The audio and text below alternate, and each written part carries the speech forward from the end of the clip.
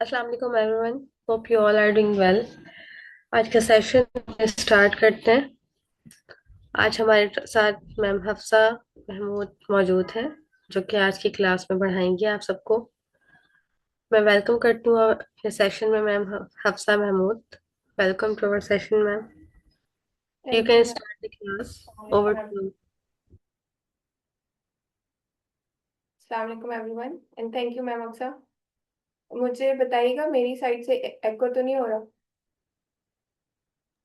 No ma'am, आपकी voice बिल्कुल clear है। Okay, so should we start or are we waiting for some other participants too? No ma'am, आप start कर सकती हैं। स्टूडेंट्स ने आज पहले से ही ज्वाइन किया हुआ है। ओके।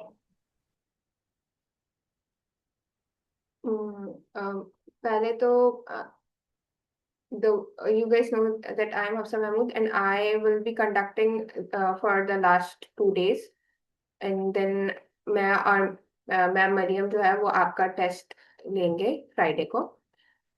ओके, सो पहले मुझे ये बताएं कि अब तक मैम मरियम ने आपको क्या क्या पढ़ाया और आपको क्या क्या समझ में आया, ताकि हम उसी नॉलेज के ऊपर बिल्ड ऑन कर सकें मजीद। Anyone who wants to give a summary of what they have learned so far in this course or in this chapter particularly?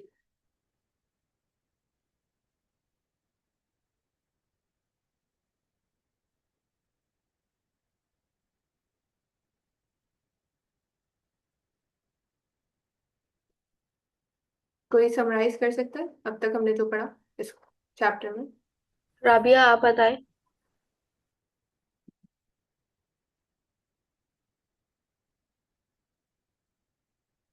You can also right in the chat कि अब तक क्या क्या topics cover हो चुके हैं और आपको कितना समझ में आया, if you are having any issues with the mic.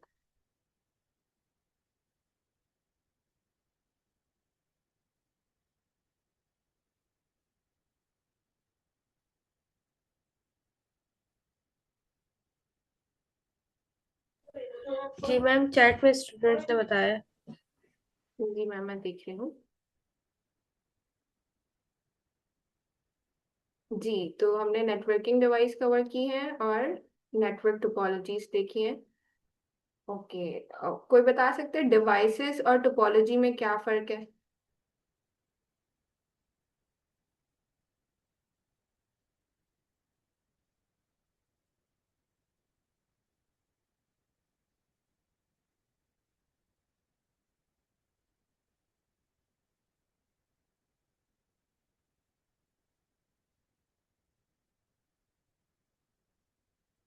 You can guess. जरूरी नहीं आपका आंसर सही हो। अगर आपका आंसर गलत भी होगा सो वी कैन करेक्ट और उसको मैं फिर से एक्सप्लेन कर दूंगी।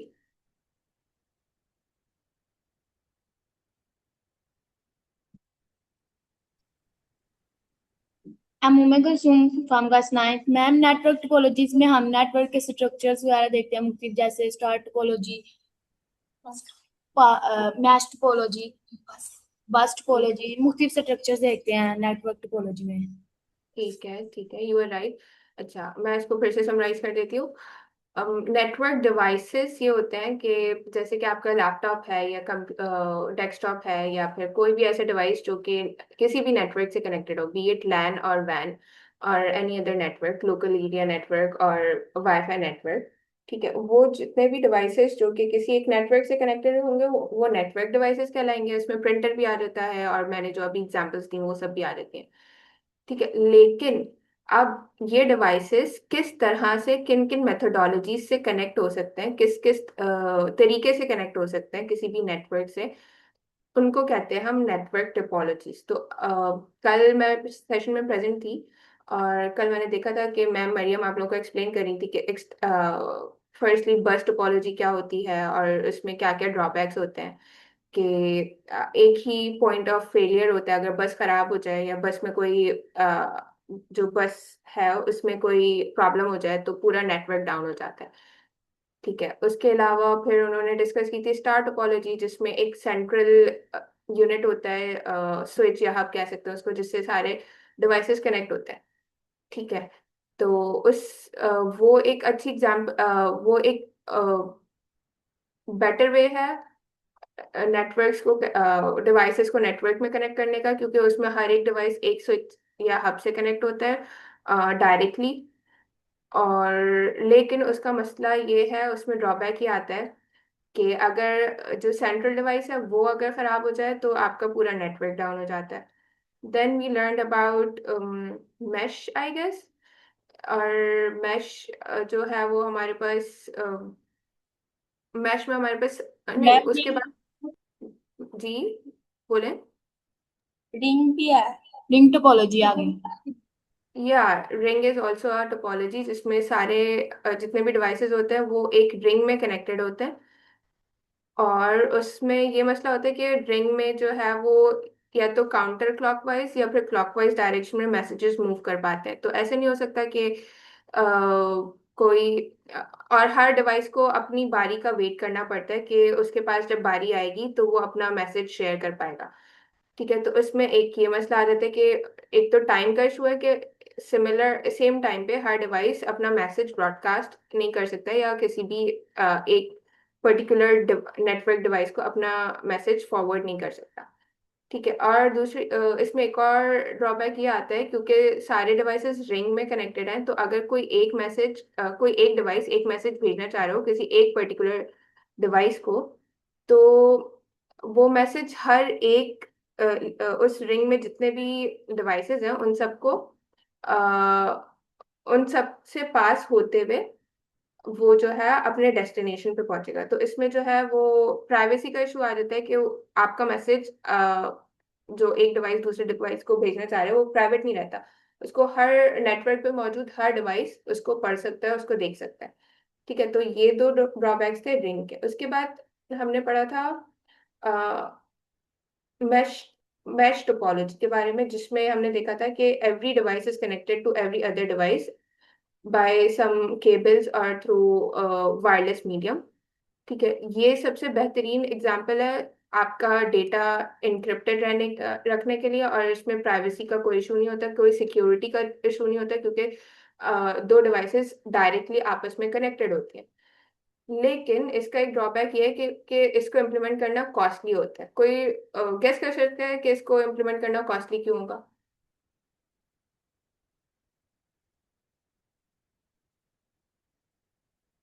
हमने एक ड्रॉबैक पढ़ा था।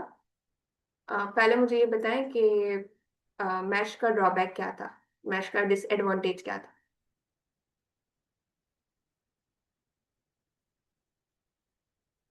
एक्सपेंसिव होता है सेटअप इसका। हाँ, लेकिन असल में जो उसका ड्रॉबैक था वो कोई गैस किसी को याद है क्या था?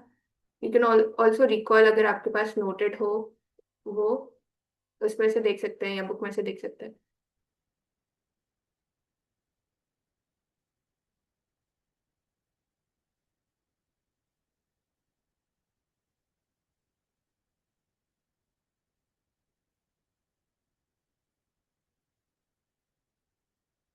अच्छा, तो जो मैश का ड्रॉबैक आता है वो ये होता है कि उसमें हर डिवाइस, क्योंकि हर दूसरे डिवाइस डिवाइस से कनेक्टेड है, तो उसमें बहुत सारे वायर्स की जरूरत पड़ती है। अगर हम वायर्ड नेटवर्क की बात करें तो इसमें बहुत सारे केबल्स की जरूरत पड़ती है।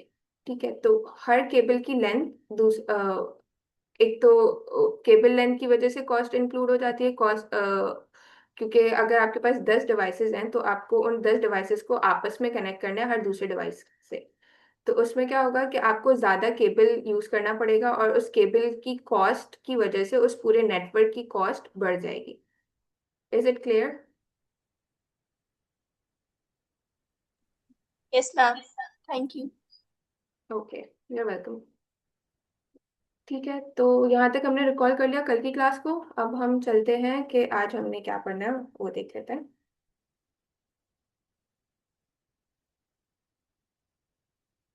Let me share my screen first.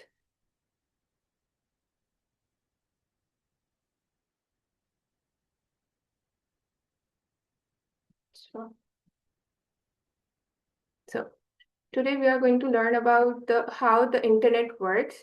कि अब तक हमने देखा कि नेटवर्क्स स्मॉल एरिया और वाइड एरिया में, लोकल एरियाज में और वाइड एरियाज में किस तरह से वर्क करते हैं, और उसमें क्या क्या चीज़ें यूज होती हैं, और क्या क्या तरीका है, किन किन मेथोडोलॉजी से हम उनको नेटवर्क डिवाइसेस को कनेक्ट कर सकते हैं। लेकिन अब हमारे पास सारी डिवाइसेस का भी हमें पता चल गया, और हमें ये भी पता चल गया कि मेथड्स क्या है। लेकिन असल में उन मेथड्स को गवर्न क्या कर रहे हैं, किस चीज़ पे, किन रूल्स पे वो मेथड्स गवर्न है, किन रूल्स की बेसिस पे वो मेथड्स वर्क कर रहे हैं, वो आज हम देखेंगे in the protocols.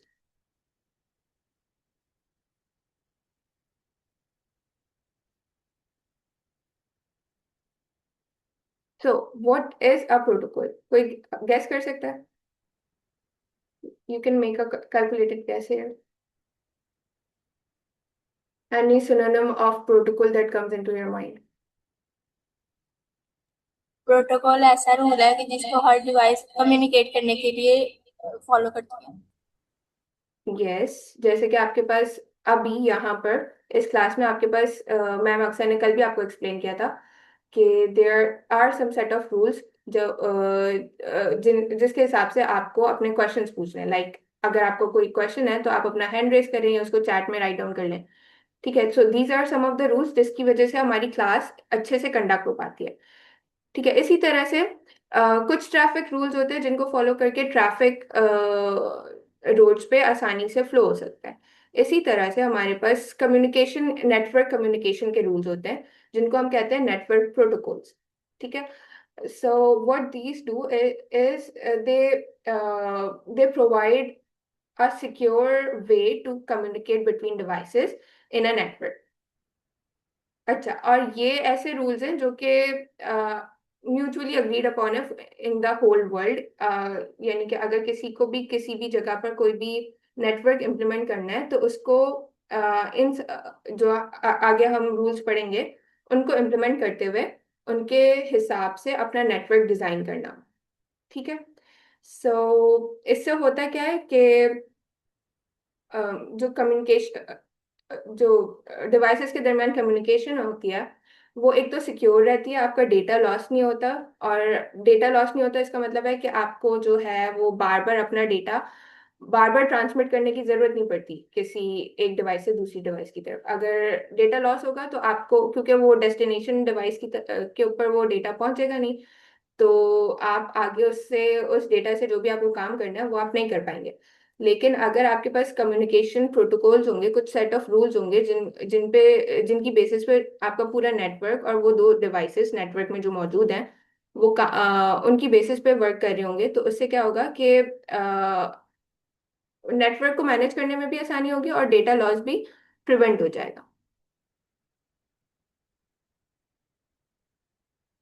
Okay, so here is a pointer for you कि इसके बारे में सोचेगा, इसके बारे में मैं आपसे पूछूंगी बाद में कि how does the YouTube work whenever you search about YouTube और go to YouTube's website on a browser. Okay, तो next we are moving towards, जी मैम, जी Aksar and Kulsum, you have raised your hand. Ma'am what is protocol दोबारा repeat करते हैं।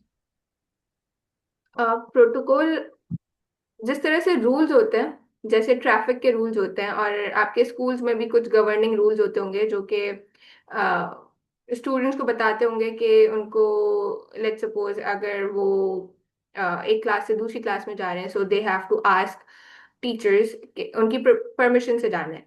ठीक है, उसके अलावा you have some rules in your school के जब आपको पूरी क्लास को एक जगह से दूसरी जगह कहीं जाना है, जैसे किसी एक कॉरिडोर से बहुत सारे बच्चे गुजर रहे हैं तो उनको एक लाइन में, एक क्यू में अलाइन होकर जाना होगा।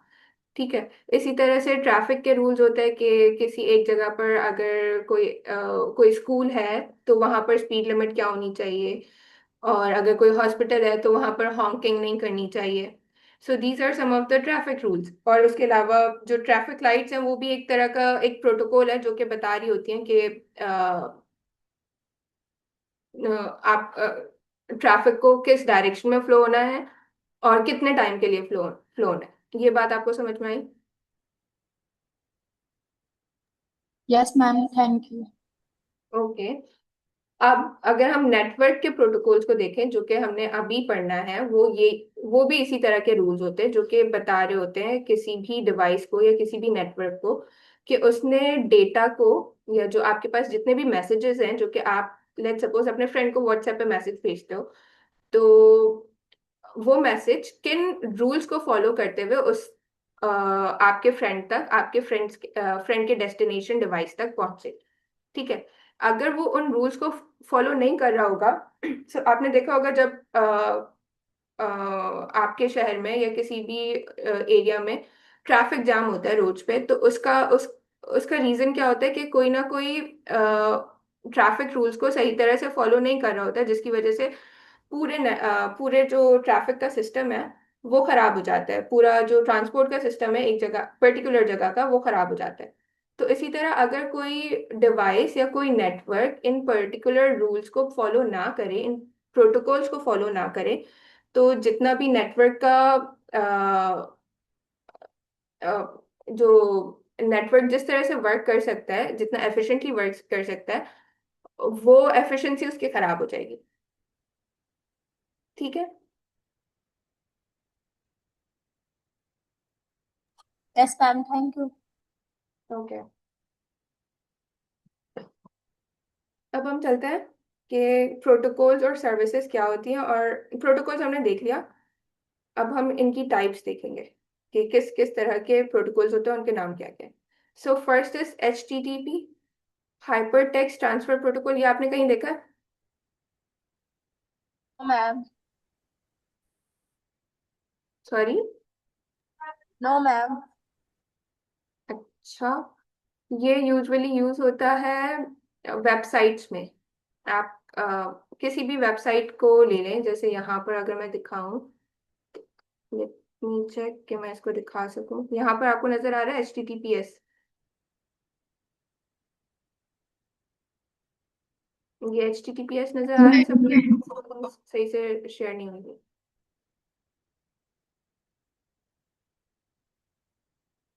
Hello. Yes ma'am. Okay. So it is a, ये जो HTTPS है, ये इस HTTP का ही एक इनहेंस्ड फॉर्म है, एक ज्यादा एफिशिएंट फॉर्म है। अच्छा। अब हाइपर टेक्स्ट ट्रांसफर प्रोटोकॉल करता क्या है कि ये वेबसाइट्स के लिए यूज होता है। जब भी आप अपने ब्राउजर में, जैसे यहाँ पर मेरे पास गूगल क्रोम है, इसमें मैं आपको करके दिखाती हूँ। I hope I can do it here to.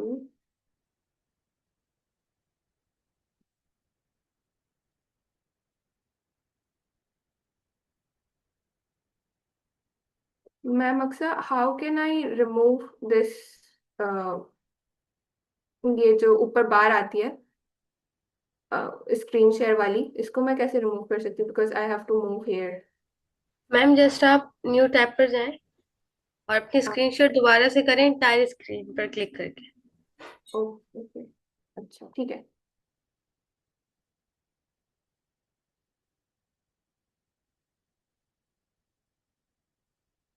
अब ठीक है।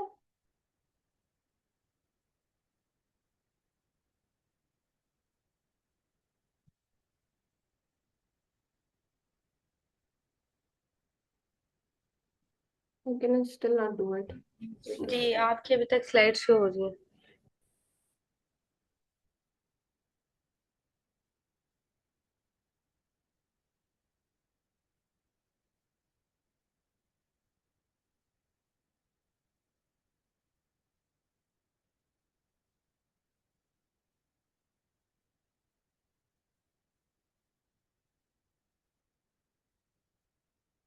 अच्छा, मैं इधर ही करती हूँ, फिर मैं बैक कर लूंगी। So what was I doing? I was searching for www dot Google dot. ठीक है।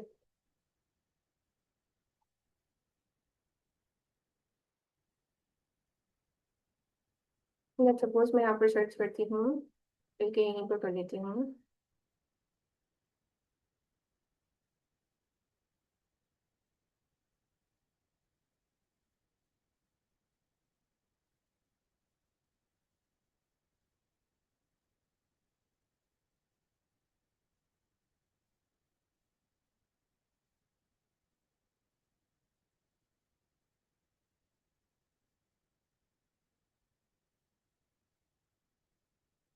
Why will it secure? एक मिनट।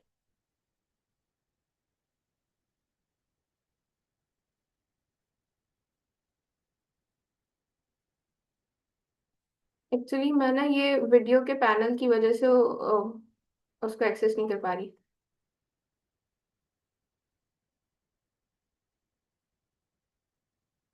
हाँ, यहाँ पर आपको नजर आ रहा है यूट्यूब के नाम के नीचे यहाँ पर HTTPS करके www.youtube.com लिखा रहा है। Yes ma'am. ठीक है। तो यहाँ पर जब भी आप ब्राउजर के ऊपर कोई भी वेब पेज सर्च करते हैं, जैसे मैंने यूट्यूब किया, ठीक है, या व्हाट्सएप किया, या आप कोई सा भी वेब पेज सर्च करें, तो वेब पेज असल में ब्राउजर को कैसे पता चलता है कि आप वेब पेज के बारे में सर्च कर रहे हैं, या आपके कंप्यूटर नेटवर्क को कैसे पता चलता है कि उसको जो है कोई वेब पेज फेच करके लेकर आने, उसका डेटा आपको दिखाना है, वो उसको इस ये जो HTTPS है, इस एब्रिविएशन से पता चलता है, इस शॉर्ट फॉर्म से पता चलता है। ठीक है, तो हम वापस चलते हैं अपनी स्लाइड्स की तरफ।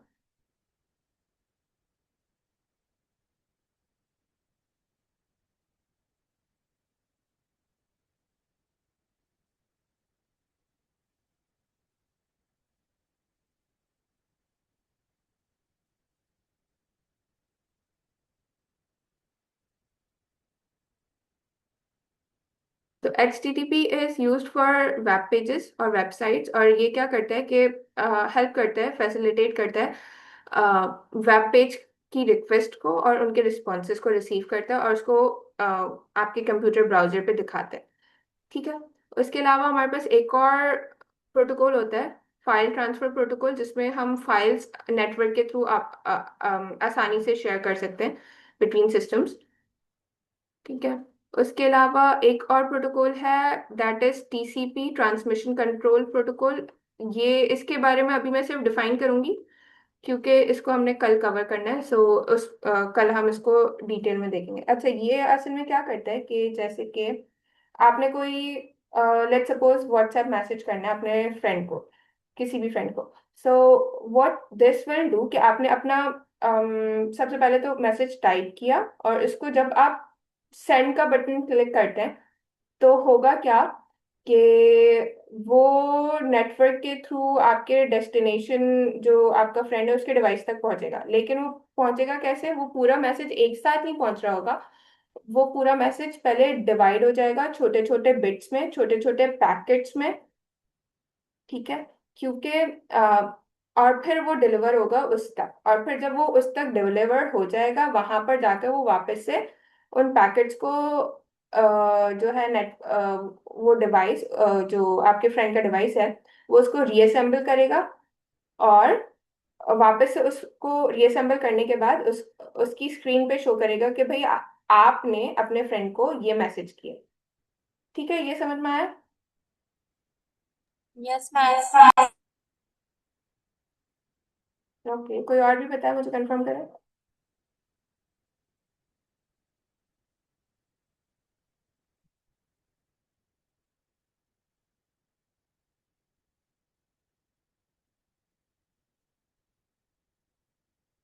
अच्छा, now let's move on to internet protocol. अगर इससे रिलेटेड कोई क्वेश्चन है तो अभी आप पूछ लें। TCP ये थोड़ा सा मुश्किल कॉन्सेप्ट होता है। मैम आप रियल लाइफ सॉरी, आपकी आवाज एको हो रही है। मैम आप रियल लाइफ एग्जांपल दे सकते हैं? हाँ, हाँ, लेट्स सपोज यू, ये आप है A, ठीक है, और ये आपका फ्रेंड है B। ठीक है, मैं उस एग्जाम्पल को आपको मजीद इलाबरेट करी।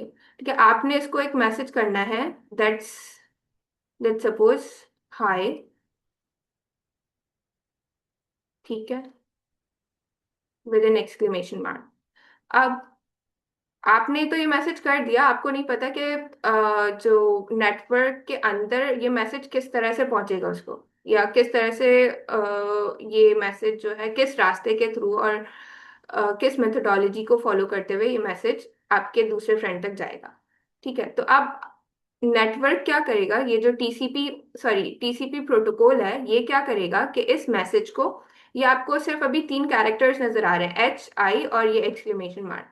हो सकता है ये इस पूरे मैसेज को डिवाइड करे 3 चंक्स में, एच को अलग कर दे, आई को अलग कर दे और एक्सक्लेमेशन मार्क को अलग कर दे। ठीक है, तो यहाँ पर एक पैकेट बन गया, ये एक और पैकेट बन गया, और ये एक और पैकेट बन गया। ठीक है। अच्छा, अब जब ये नेटवर्क के थ्रू मैसेज दूसरे डिवाइस तक पहुंचेगा, तो क्या होगा कि हो सकता है कि ये जो है पहले पहले ये वाला ये जो आई वाला पैकेट है ये पहले पहुंच जाए, उसके बाद एच वाला पैकेट पहुंचे, और जो सबसे आखिर में आना था एक्सक्लेमेशन मार्क, ये सबसे लास्ट में पहुंचे। ठीक है, मतलब ये जो है जम्बल्ड फॉर्म में अगर मैसेज पहुंचे, तो आपके फ्रेंड को तो समझ में ही नहीं आएगा कि बात क्या चल रही है और आपने असल में क्या मैसेज भेजा। ठीक है, तो क्या टीसीपी क्या करता है कि एक तो इसने पहले पैकेट्स में डिवाइड किया मैसेजेस को, और फिर इसने इनको नंबर कर दिया कि सबसे पहले ये फर्स्ट है, ये सेकंड में आना है पैकेट, और ये थर्ड नंबर पे आना है। ठीक है, अब क्या होगा कि ये जितने भी पैकेट्स इस तक पहुंच गए नेटवर्क के थ्रू, अब ये यहाँ पर आकर जो टीसीपी प्रोटोकॉल है, दोनों डिवाइसेस क्योंकि सेम प्रोटोकॉल पे रन कर रही हैं, तो ये यहाँ पर आकर टीसीपी प्रोटोकॉल क्या करेगा कि इसको देखेगा कि भाई मैसेजेस के ऊपर क्या नंबरिंग हुई है। ठीक है, जो पैकेट्स डिलीवर हुए हैं उनके ऊपर नंबरिंग क्या हुई है। तो यहाँ पर टीसीपी ने देखा कि फर्स्ट पैकेट के जो 1 नंबर वाला पैकेट है उसको वो पहले रख देगा, फिर उसके बाद सेकंड नंबर वाला पैकेट उसको वो बाद में रखेगा, और जो थर्ड नंबर वाला पैकेट है वो उसको आखिर में रखेगा। तो इससे क्या होगा कि आपका जो मैसेज है वो जिस तरह से जिस फॉर्म में या जिस पर्टिकुलर फॉर्मेट में आपने किया था, वो उसी फॉर्मेट में आपके फ्रेंड को वापस से जुड़ने के बाद सारे पैकेट्स मिल जाएंगे और वो उसको आसानी से रीड कर पाएगा। Is it clear now?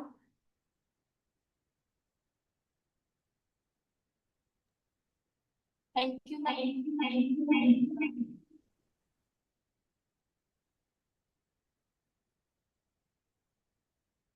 Okay, so अब हम मूव करते हैं नेक्स्ट की तरफ, विच इज आईपी और इंटरनेट प्रोटोकॉल। अच्छा, ये आईपी क्या करता है कि this is a protocol which defines के आपके पास कोई भी नेटवर्क में अगर नया डिवाइस आकर कनेक्ट हो रहा है, तो उसका आईपी एड्रेस क्या होना चाहिए। ठीक है, मैम मरियम ने आई गेस आपको एक्सप्लेन किया था कि आईपी प्रोटोकॉल या आईपी एड्रेस क्या होता है। Can anyone recall that?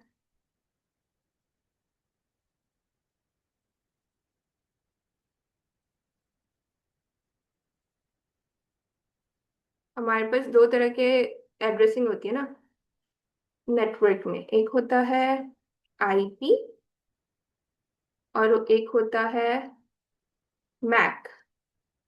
ये दोनों चीजें आपने पढ़ी है?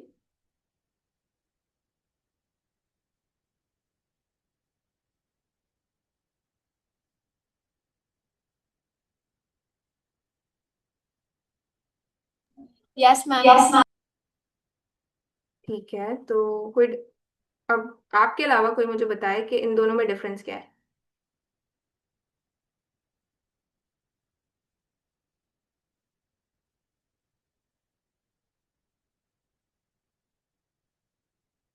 हेलो? आईपी एड्रेस का जो एड्रेस है वो चेंज हो जाता है, मैक का चेंज नहीं होता क्योंकि मैन्युफैक्चरर जो है ना तब उसके थ्रू ही आया हुआ होता है इसका एड्रेस, तो मैक एड्रेस का भी चेंज नहीं होता, आईपी चेंज होता रहता है तो वो न्यू डिवाइस से कनेक्ट हो। ठीक है, यू आर राइट। अब मैं इसको और एलैबोरेट कर देती हूँ कि मैक एड्रेस जो है वो हर डिवाइस का सेम रहता है, ये कभी चेंज नहीं होता, कांस्टेंट रहता है। ठीक है, लेकिन आईपी एड्रेस डिपेंड करता है आपकी लोकेशन पे, क्योंकि लेट्स सपोज आप अपने घर पे अपना वाईफाई यूज कर रहे हो, ठीक है, तो आपका जब आपके घर के वाईफाई के ऊपर जब आपका डिवाइस कनेक्टेड है तो उसका आईपी एड्रेस डिफरेंट होगा। लेकिन जब आप अपने घर से निकलते हैं और आप अपने किसी रिलेटिव को विजिट करते हैं और वहाँ उनके घर पे उनके वाईफाई से अपना डिवाइस कनेक्ट करते हैं, अपना फोन कनेक्ट करते हैं, तो उस नेटवर्क पे आने के बाद, उस नेटवर्क से कनेक्ट होने के बाद आईपी प्रोटोकॉल क्या करेगा कि जो आपके डिवाइस का आईपी एड्रेस है उसको चेंज कर देगा, ठीक है, ताकि वो लोकेशन की बेसिस पे आइडेंटिफाई कर सके कि कौन सा डिवाइस किस लोकेशन पर है। ठीक है, अगर ये समझ में नहीं आया तो हम मैं इसको और एलैबोरेट कर सकती हूँ।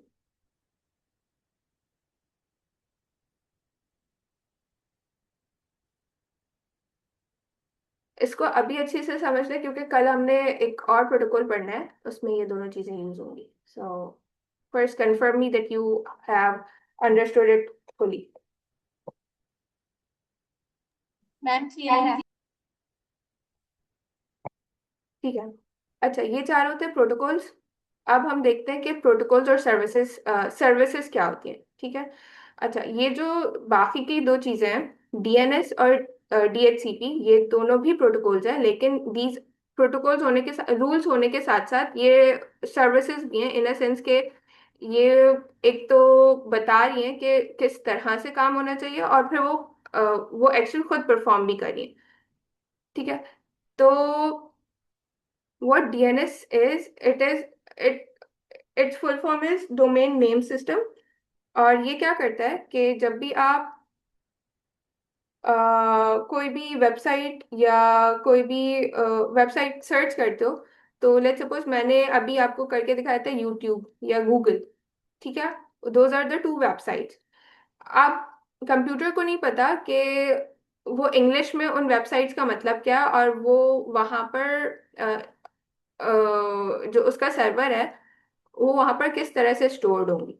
तो डीएनएस क्या करता है कि उन वेबसाइट्स को या उनके जैसे यूट्यूब है उसको कन्वर्ट करेगा किसी नंबर में, और उस नंबर को फिर सर्च करेगा पूरे इंटरनेट में कि वो नंबर किस सर्वर में कहाँ स्टोर है, और वहां से वो इंफॉर्मेशन फेच करके आपको ला कर देगा।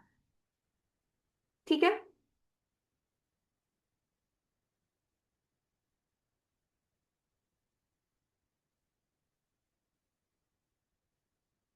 हेलो।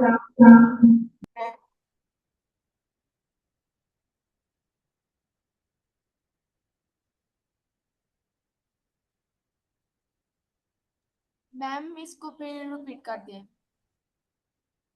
इसको एक्सप्लेन कर दूं? यस मुझे मैम। आपकी बात, ओके ओके। अच्छा अभी हमने देखा कि लेट्स सपोज अभी हमने देखा था कि यूट्यूब को मैंने जब सर्च किया था तो हमारे पास यूट्यूब, हम यूजुअली यूट्यूब को यूट्यूब के नाम से ही सर्च करते हैं, पूरा मैं नहीं लिख रही क्योंकि उसमें टाइम लग रहा है एनोटेट करने में।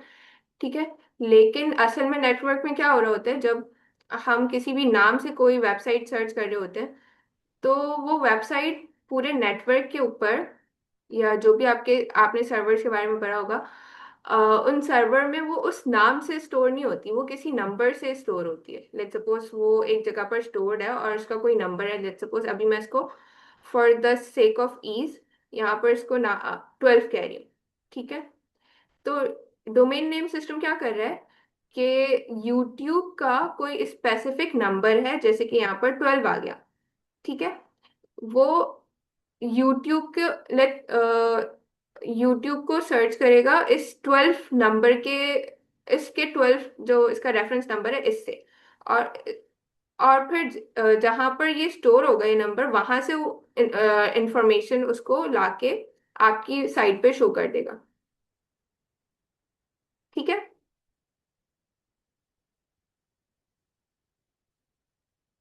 यस मैम क्लियर है।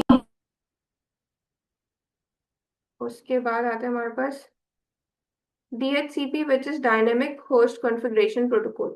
अच्छा, आप इसको इस तरह से देख सकते हैं कि जब भी मैंने अभी बताया कि आईपी एड्रेस या आईपी प्रोटोकॉल क्या होता है, ठीक है, आईपी प्रोटोकॉल और डीएचसीपी दोनों साथ साथ वर्क कर रहे होते हैं। वो इस तरह से कि आईपी प्रोटोकॉल आपको बताता है कि डिवाइस का किसी भी नए नेटवर्क में जब डिवाइस कोई एंटर होगा, उससे कनेक्ट होगा, तो उस डिवाइस का आईपी एड्रेस चेंज हो जाएगा, कोई नया आईपी एड्रेस उसको असाइन होगा। ठीक है। अब ये आईपी एड्रेस किस तरह से असाइन होगा, वो डीएचसीपी उसको गवर्न कर रहा होता है। ठीक है। यहाँ पर एक अच्छी एग्जांपल है कि there is a protocol in every school कि हर स्टूडेंट का एक रोल नंबर होना चाहिए। ठीक है। अब वो रोल नंबर किस तरह से असाइन होगा किसी भी एक पर्टिकुलर स्टूडेंट को या सारे स्टूडेंट्स को, वो एक सर्विस हो जाएगी, और वो define that will be defined by the teacher, और वो एक काम है जो कि किसी को करना है, तो वो करने वाला काम सर्विस में आ जाएगा, और जो रूल्स हैं वो प्रोटोकॉल्स में आ जाएंगे। ठीक है।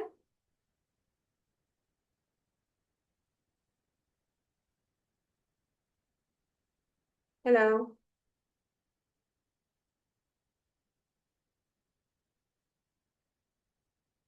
यहाँ पर अगर किसी को कुछ समझ में नहीं आया या कोई क्लैरिफिकेशन चाहिए तो पूछ सकते हैं भैया।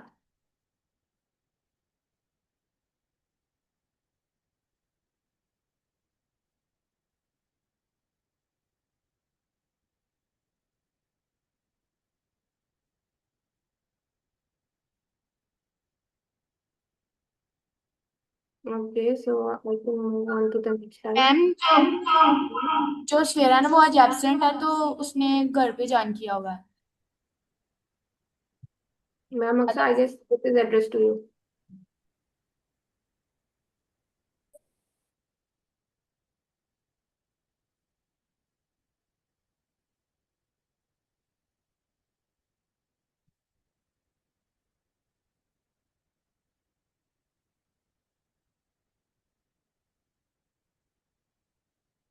Okay, so next is OSI model. अब तक हमने प्रोटोकॉल्स पढ़े।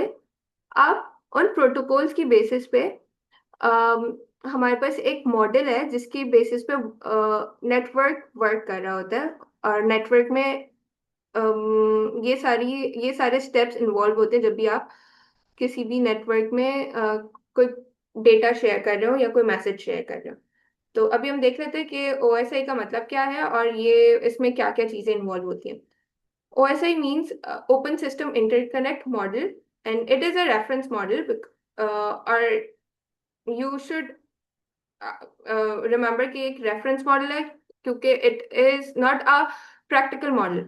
असल में क्या होता है कि ये कुछ सेट ऑफ रूल्स हैं जो कि हाइपोथेटिकल है, ये एक्चुअली वर्क नहीं करते, लेकिन इनकी बेसिस पे नेटवर्क को समझना और उसके डिफरेंट पार्ट्स को समझना आसान हो जाता है, इसलिए इसको कहते हैं कि ये एक रेफरेंस मॉडल है। ठीक है।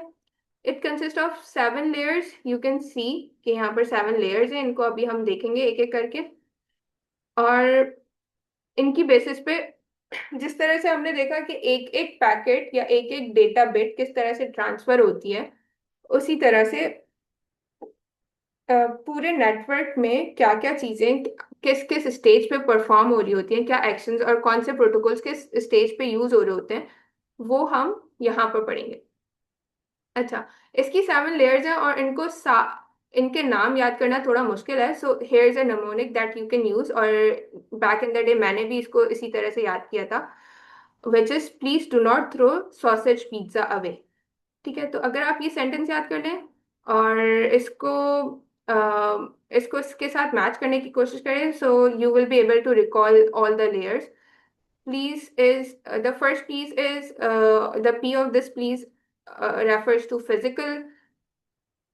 डू का जो डी है वो डेटा लिंक लेयर को रिप्रेजेंट करता है। नॉट का जो एन है वो नेटवर्क लेयर को रिप्रेजेंट करता है।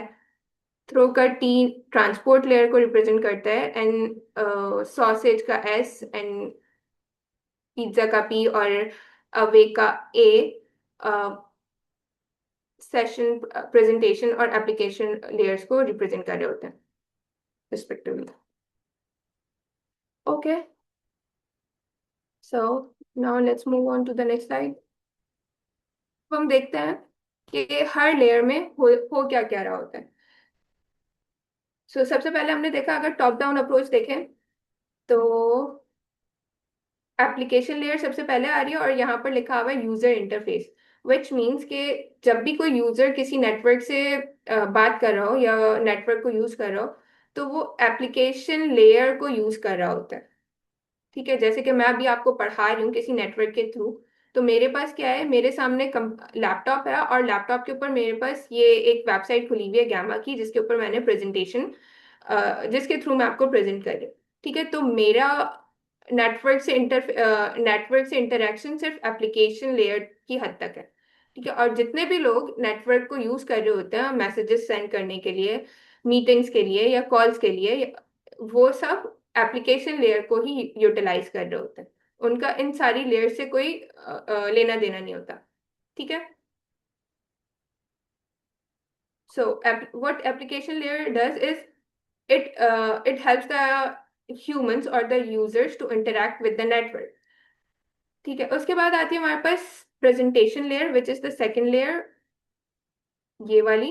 ये क्या करती है कि यूजर ने यहाँ पर जो भी डेटा या जो भी मैसेज शेयर किया हो, उसको वो इनक्रिप्ट करती है, यानी कि एक सूटेबल फॉर्मेट में अ, उसको जो है वो चेंज करती है, ताकि वो नेटवर्क के थ्रू पास हो सके, और जिस इंटेंडेड रिसीवर या जिस इंटेंडेड डिवाइस के लिए वो मैसेज है, वो उसको पहुंच सके आराम से, without any inefficiency. Then next is session layer. Session layer क्या करता है कि ये दो नेटवर्क्स के डिवाइसेस के दरमियान कनेक्शन को स्टैब्लिश करता है। कनेक्शन को स्टैब्लिश करता है, उसको मैनेज करता है, और फिर जब मैसेज डिलीवर हो जाए या कॉल खत्म हो जाए, तो उस कनेक्शन को एंड भी कर देता है। फॉर एग्जाम्पल, इसकी जो classical example most of the time दी जाती है, वो एक कॉल की है। आप किसी नंबर पे कॉल करो तो क्या होता है कि पहले तो कनेक्शन स्टैब्लिश होता है। ठीक है, उसके बाद जब जितनी ड्यूरेशन के लिए वो कनेक्शन स्टैब्लिश हो, यानी जितनी ड्यूरेशन के लिए वो कॉल चल रही हो, उस दौरान सेशन लेयर उस कनेक्शन को मैनेज कर रही होती है, उसमें जो जो रिसोर्सेज लग रहे हैं उनको मैनेज कर रही होती है। और जब आप कॉल ड्रॉप करते हो, जब आप एंड करते हो कॉल, तो सेशन लेयर ही है जो कि उस कनेक्शन को फिर ब्रेक भी कर देती है। उसके बाद हमारे पास आती है ट्रांसपोर्ट लेयर। अच्छा, ट्रांसपोर्ट लेयर में जैसे मैंने बताया था यहाँ पर प्रोटोकॉल्स में, कि टीसीपी क्या कर रहा होता है कि आपके डेटा को ब्रेक कर रहा होता है पैकेट्स में, ताकि वो डिलीवर हो सके आराम से। ठीक है, तो यहाँ पर ये जो ट्रांसपोर्ट लेयर है, यहाँ पर टीसीपी का काम आता है कि वो डेटा पैकेट्स को करेक्टली और इन राइट ऑर्डर दूसरे डिवाइस तक पहुंचाए। ठीक है, उसके बाद हमारे पास आता है network layer. Network layer is like a GPS, जो कि आपको बता रहा हो कि डेटा को या आपका आपका जो भी मैसेज है, वो किस पाथ को फॉलो करते हुए अपनी डेस्टिनेशन तक पहुंचे, अपने इंटेंडेड डिवाइस तक पहुंचे। ठीक है, then comes the data link layer, जो कि एक नोड से, अच्छा आपको याद है नोड्स क्या होते हैं?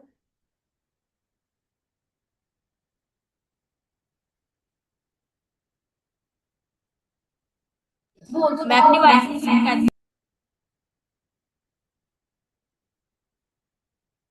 सॉरी, आपकी आवाज बहुत ज्यादा इको हो रही है, इसलिए मुझे बार बार सुनने में प्रॉब्लम हो रही है।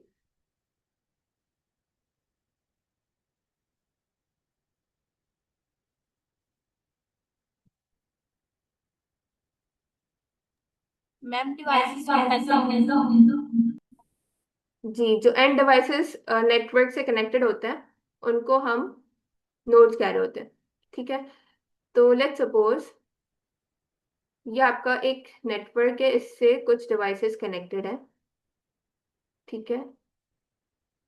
और ये एक और नेटवर्क है, मैं पूरा ड्रॉ नहीं कर रही but you you will get the idea. ये एक और नेटवर्क है जिससे कुछ और डिवाइसेस कनेक्टेड है, ठीक है। सो ये जो मैंने थ्री अलग लाइंस बनाई हैं, ये नोड्स को, यहाँ पर इनके एंड पे नोड्स हैं। मैं ड्रॉ करती हूँ, ये एक नोड हो गई, ये दूसरी नोड हो गई, ये तीसरी नोड हो गई, और यहाँ पर भी तीन नोड्स कनेक्टेड है। अब लेट्स सपोज कि यहाँ से कोई मैसेज, ये वाली जो नोड है ये कोई मैसेज करना चाहिए फ्रॉम हेयर, और इस मैसेज की इंटेंडेड डेस्टिनेशन है ये वाला डिवाइस या ये वाली नोड, ठीक है। तो क्या होगा कि पहले तो इन दोनों नेटवर्क के दरमियान कनेक्शन होना चाहिए, ठीक है। और वो कनेक्शन जरूरी नहीं है कि डायरेक्ट हो, बीच में और भी नोड्स हो सकती हैं, बीच में और भी नेटवर्क्स हो सकते हैं जिसके थ्रू ये पूरा डेटा, ये जो आपका पैकेट है या जो डेटा या मैसेज है वो ट्रांसफर होगा, ठीक है। तो डेटा लिंक लेयर क्या करेगी कि सेफली एक सोर्स नोड से, सेंडर नोड से रिसीवर नोड तक आपका मैसेज डिलीवर करेगी, ठीक है। तो ये नोड टू नोड जो ट्रांसपोर्टेशन हो रही है या जो कम्युनिकेशन हो रही है ये उसको इंश्योर करती है। नेटवर्क लेयर क्या कर रही होती है, नेटवर्क के अंदर अगर बहुत सारे पूरे नेटवर्क के अंदर बहुत सारे लैन्स या वैन्स कनेक्टेड हैं, तो ये उनको ये डिफाइन करी होती है कि कौन सा शॉर्टेस्ट पाथ और कौन सा कम ट्रैफिक वाला पाथ डेटा को चूज करना चाहिए ताकि वो अपने डेस्टिनेशन तक जल्दी और इन एन एफिशिएंट मैनर पहुंच सके, ठीक है। उसके अलावा हमारे पास आती है फिजिकल लेयर, जो कि आपके पास हार्डवेयर पे कनेक्ट पे मुश्तमिल होती है। For example if you have Ethernet और वायर्ड कनेक्शन, तो उसमें क्या होगा कि जितने भी जो भी वायर्स और केबल्स होंगे वो फिजिकल लेयर में आएंगे, और जितना भी डेटा फिजिकल लेयर के थ्रू सेंड हो रहा होता है वो बिट्स में होता है, यानी जीरोस और वंस की फॉर्म में सिग्नल वो केबल या एयर के थ्रू ट्रैवल कर रहे होते हैं, ठीक है। सो अब मुझे बताएं कि इसमें कोई प्रॉब्लम है।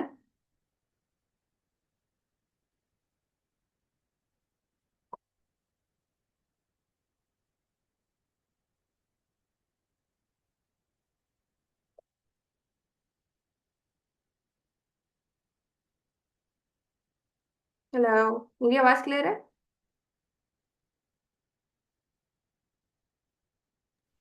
जी मैम, आपकी आपकी वॉइस क्लियर है।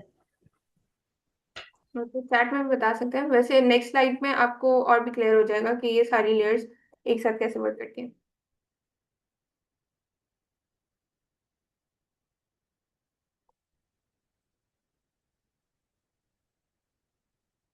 मैसेज, मैम स्टूडेंट्स को समझ नहीं आई, कह रहे दोबारा रिपीट कर। ये वाली स्लाइड देख लेते हैं, इसमें आपको ज्यादा क्लियर हो जाएगा। अच्छा, यहाँ पर मैंने इलेबोरेट किया है कि हर लेयर में क्या क्या काम हो रहा होता है, ठीक है। ये आपका एक डिवाइस है यहाँ पे, विच इज अ सेंडर, और ये एक रिसीविंग डिवाइस है जहां पर मैसेज रिसीव होना है यहाँ, ठीक है। तो अब जब मैसेज आपके नेटवर्क के थ्रू डेटा पैकेट यहाँ पर, और ये मैसेज को डेटा बोला हुआ है इधर, ठीक है। तो जब मैसेज आपके नेटवर्क के थ्रू ट्रैवल होगा तो वो किस तरह से ट्रैवल होगा, सेंडिंग एंड पे क्या क्या हो रहा होगा और रिसीविंग एंड पे क्या क्या हो रहा होगा, ये देखते हैं। अच्छा, मेरा ये जो कर्सर है ये नजर आ रहा है ना, इसको फॉलो कीजिएगा।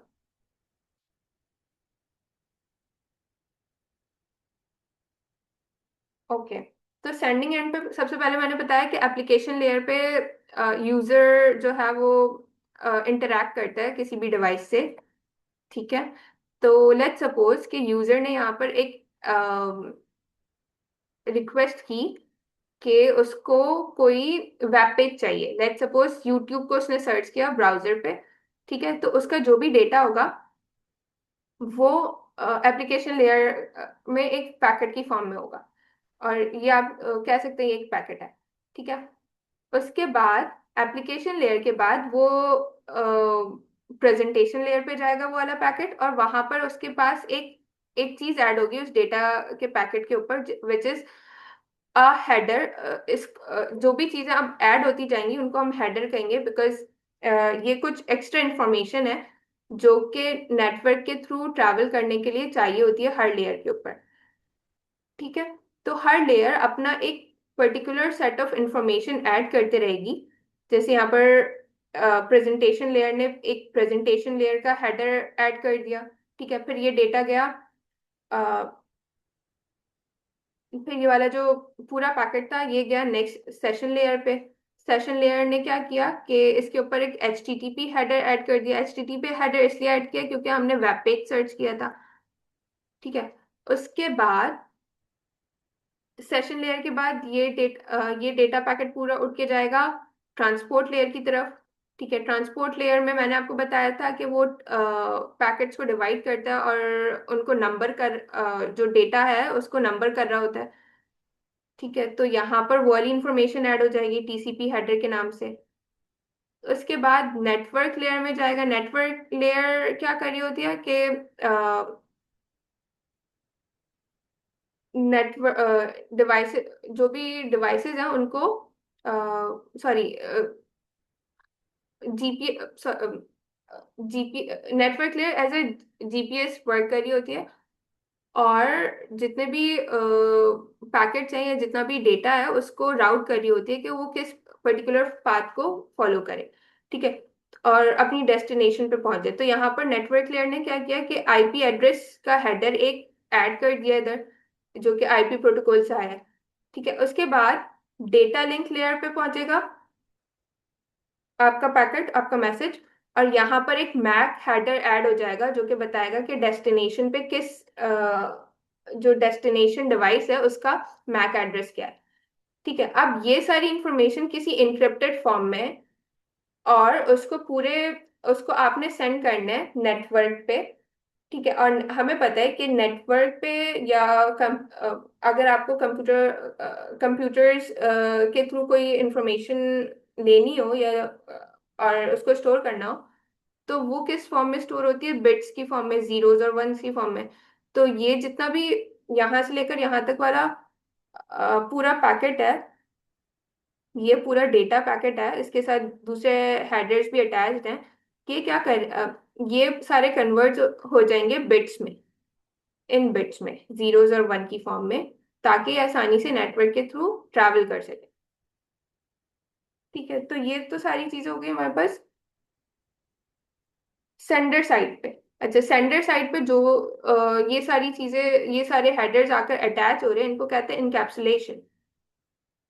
और जब हम रिसीवर साइड पे पहुंचेंगे यहाँ पर, तो क्या हो रहा होगा कि यही सारे हेडर्स जो कि पहले से इनकैप्सुलेशन में या सेंडर साइड पे अटैच हुए थे, ये एक एक करके निकलते रहेंगे। मैक हेडर निकल जाएगा सबसे पहले, तो बिट्स की फॉर्म में डेटा आया फिजिकल लेयर में केबल्स के थ्रू।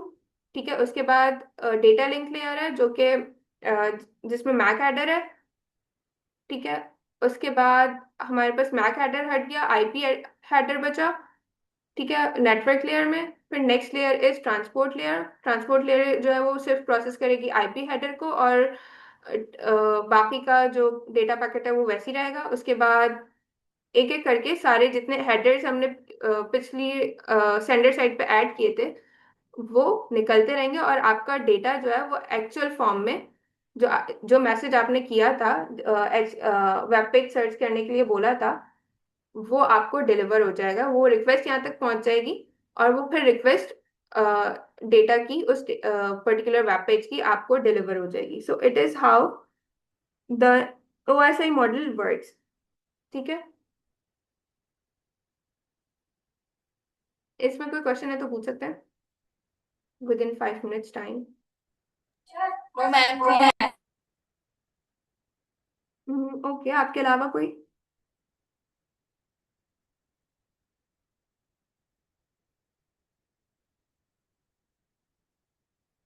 सेशन लेयर और प्रेजेंटेशन लेयर में क्या डिफरेंस है? Okay,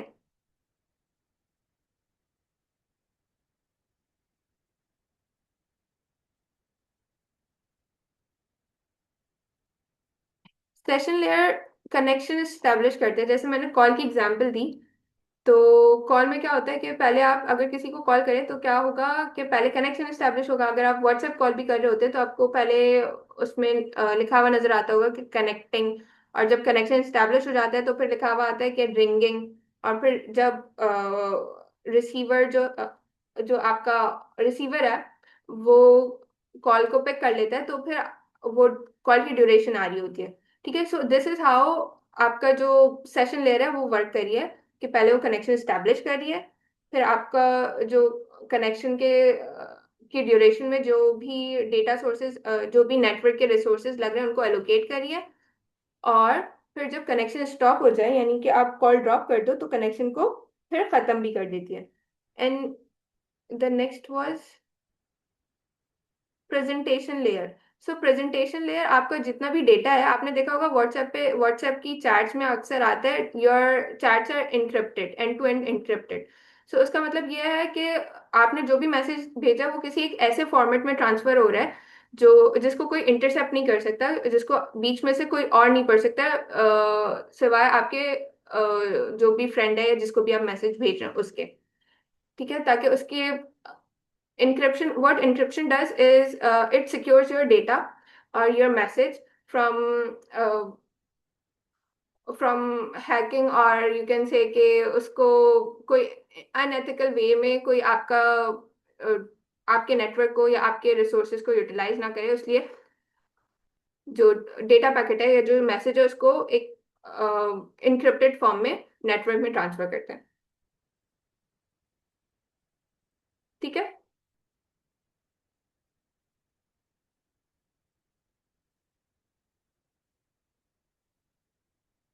Shravya.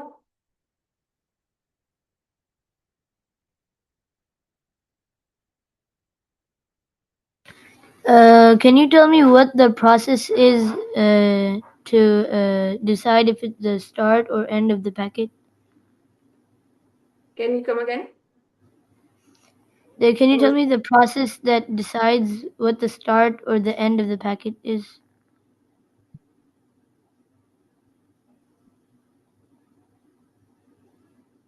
Okay, so start of the packet is the data that you are going to share or the message that you have written for your friend.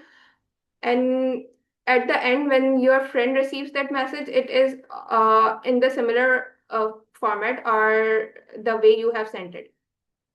So ये जितनी भी layers, इन layers में जितने भी headers add हो रहे हैं ये सब सिर्फ नेटवर्क के लिए है, ताकि नेटवर्क में वो डेटा पैकेट इंटेंडेड सोर्स तक, इंटेंडेड डेस्टिनेशन तक आसानी से पहुंच सके।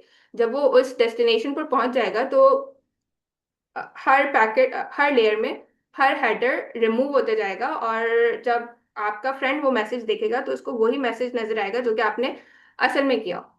Like in the start of the class मैंने कहा था, इलेबोरेट किया था कि अगर आप अपने फ्रेंड को हाय मैसेज भेजते हैं तो वो उसके पास हाय ही आता है, उसके साथ ये सारी इनक्रिप्टेड इंफॉर्मेशन नहीं आ रही होती।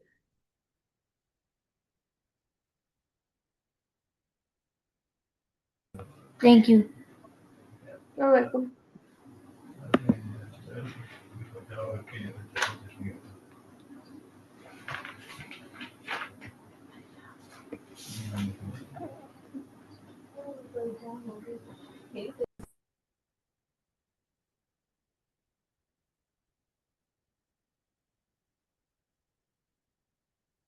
Do we have any other question?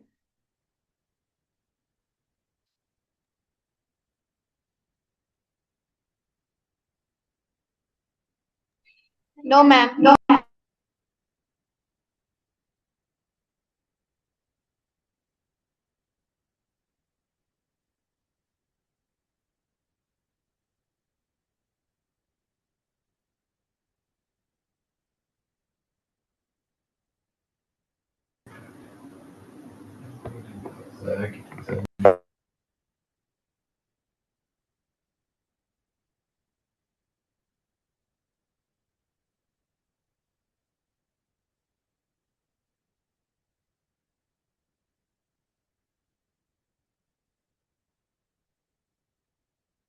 Okay, ma'am Aksa, are you here with us?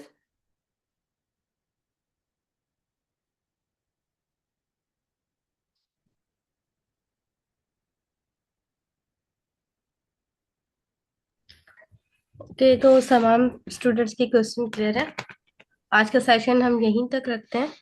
कल हमारी वीक 3 की लास्ट क्लास है और फ्राइडे वाले दिन स्टूडेंट की असेसमेंट होगी, और इस फ्राइडे को मैं खुद स्टूडेंट को सिलेक्ट करूंगी जो असेसमेंट करेंगे, ठीक है। सॉरी, जो प्रेजेंटेशन करेंगे। असेसमेंट तो तमाम स्टूडेंट्स की होगी, but presentation three three students की होगी। उसी के साथ साथ स्टूडेंट, आपको पता है कि हमारी क्लासेस सिर्फ और सिर्फ फ्राइडे तक होती हैं। सैटरडे आपका स्कूल, मतलब आप जाते हैं, क्लासेस आपकी होती हैं, बट ऑनलाइन क्लासेस नहीं होती। तो सैटरडे को मैं आपको रिटन टेस्ट अनाउंस कर रही हूँ, जो कि चैप्टर 1, चैप्टर 2 और चैप्टर 3 के short and long question answers का होगा, जो कि मैम वसीका कंडक्ट करेंगी क्लास में, ठीक है। तो तैयारी आपको आज से ही शुरू करनी है, और मे बी क्या आपने बहुत पहले से तैयारी स्टार्ट कर दी है। तो टेस्ट के लिए प्रिपेयर रहना है। आज का सेशन यहीं पे एंड करते हैं। Thank you so much ma'am Hafsa, बहुत अच्छा एक्सप्लेन किया है। और मुझे बहुत खुशी है कि तमाम स्टूडेंट ने इंटरेक्टिव क्लास का माहौल रखा है। सबने क्वेश्चन पूछे हैं। क्वेश्चन पूछने का मकसद ही ये है कि आप सबने क्लास को गौर से सुना है, ठीक है। तो सेशन को यहीं पे एंड करते हैं। अल्लाह हाफिज to all of you. Thank you ma'am, and अल्लाह हाफिज ऑल ऑफ यू। फीस